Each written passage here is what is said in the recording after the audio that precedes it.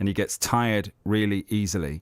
Now, I want you to just give a bit of time to the next person that I've spoken to here on BBC Radio Stoke, because actually this interview made me quite emotional, and also I think is a reminder of why we've been doing what we've been doing and how COVID can affect someone's life, someone who's just normally healthy, a mum of four, a teacher, someone who's been a doer her whole life. She's from Newcastle and she's called Natasha. Now, she got coronavirus in November and it's been affecting her ever since. I think I spent at least 2 months in bed, eating in bed, not getting changed, not washing. Everything was just such a challenge, and I just had no energy even to sit up. If I get out of bed and come downstairs, I have to sit with my feet up. I still can't sit comfortably with my feet down. It's just too draining on my body, and I still get like really achy. To have that long in bed and literally not be able to get out of bed, and 5 months on still be as you are. How's it affected you sort of mentally, all of this? As a mum of four, someone who's used to being really active, a teacher? It's been really, really tough. I don't think I've ever spent a day in bed in my whole life. And even when I've been ill in the past, I'd still have to cook for my family and look after them. I mean, granted, my kids are a bit older now, but about 3 months ago, I started realising that this just wasn't going to go away quickly. And I am really lucky that I've had a doctor that understood, because she had COVID, and my employees have been really understanding. So I've been really fortunate in that perspective, because they've been able to support me mentally.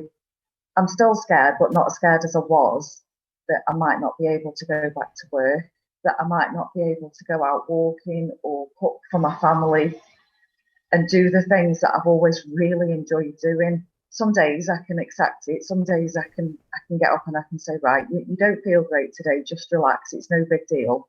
And other days I can get really angry and frustrated because I look around and, you know, the house might need a bit of a clean or something needs putting away. And it's really difficult to not get up and do it, even though I feel awful. And even on a good day, if I feel good, if I overdo it, I'll end up in bed for a week. It's a lot to take in, actually, just because you've not been one of these that's had to be turned in hospital, you know, and been on ventilators and things. And you hear those stories a lot, and then people fully recover. And then, like George we heard from, he's out scoring a hole in one.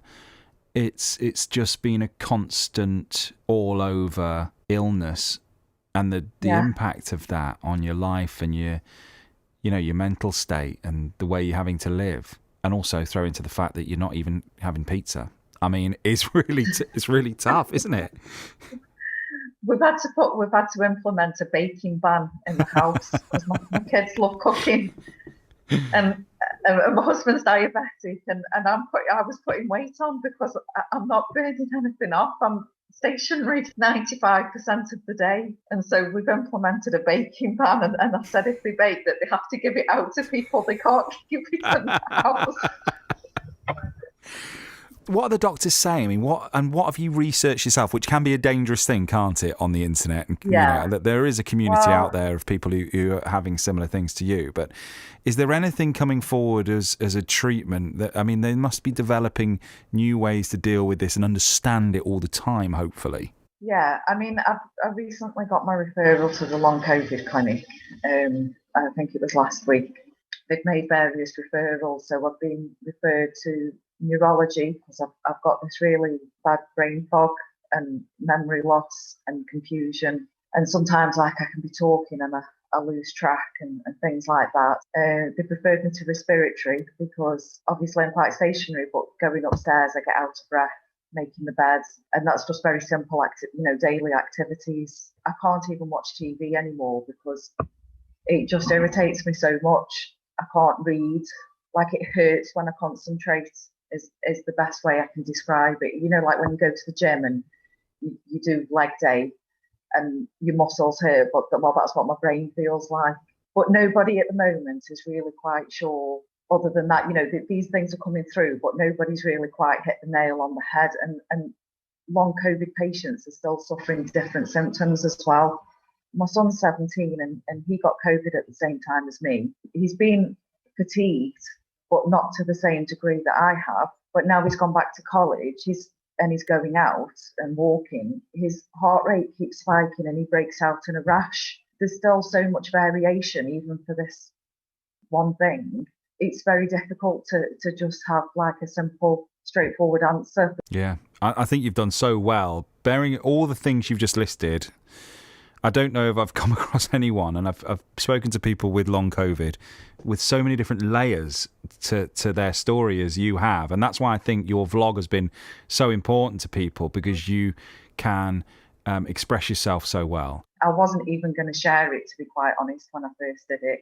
It was my daughter that said I should share it because she thought somebody could benefit from my experience. And I think the thing is, at the moment, this is what I'm living and breathing every minute of every day. At any given time, I can feel 10 different symptoms. But if you ask me to have a conversation with you about anything else, like anything not related to COVID right now, I forget words. I think talking about it makes me feel a little bit better. The most frustrating part is when, and people mean well, they genuinely have the best of intention in heart, but they'll say, you just need to go for a walk. You just need to get some fresh air. And that's what's really inspired me to speak out, because I physically, literally can't. I think after listening to this, I don't think people will think that anymore. Honestly, I've always been such a determined person, and I've always worked so hard, and I wanted to become a teacher, and I made it, and I became a teacher after being a stay-at-home mum, and I've always been so determined, and I think that's what makes me want to speak about this. At the moment, this is the only thing I can do that can make me feel like I've got some purpose. I interviewed Natasha, and you could probably hear right at the end of that, I interviewed her on a video call, and by the end of it, the only way I can describe it is like she'd been on a run, pretty much, just after sitting and doing an interview with me. Sort of out of breath, just seemed really sort of mentally like she was ready for a lie down. Just after talking about that, it took a lot for her to do that. And I guess she wants to do it for other people who've got long COVID, and to raise awareness that it's a thing and it's real, and it's very much real, this COVID and coronavirus. She's a mum of 4. She had her children. She retrained as a teacher. She's one of life's doers, and it has flattened her. It's really floored her.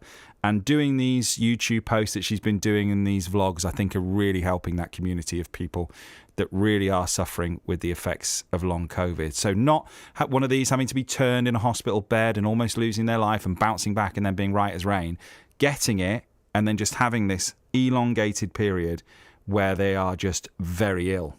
She's from Newcastle, called Natasha. Thanks for taking some time to listen to Natasha's story. Very brave, brilliant family around her, and fantastic that she's come on BBC Radio Stoke to share her story with you this morning.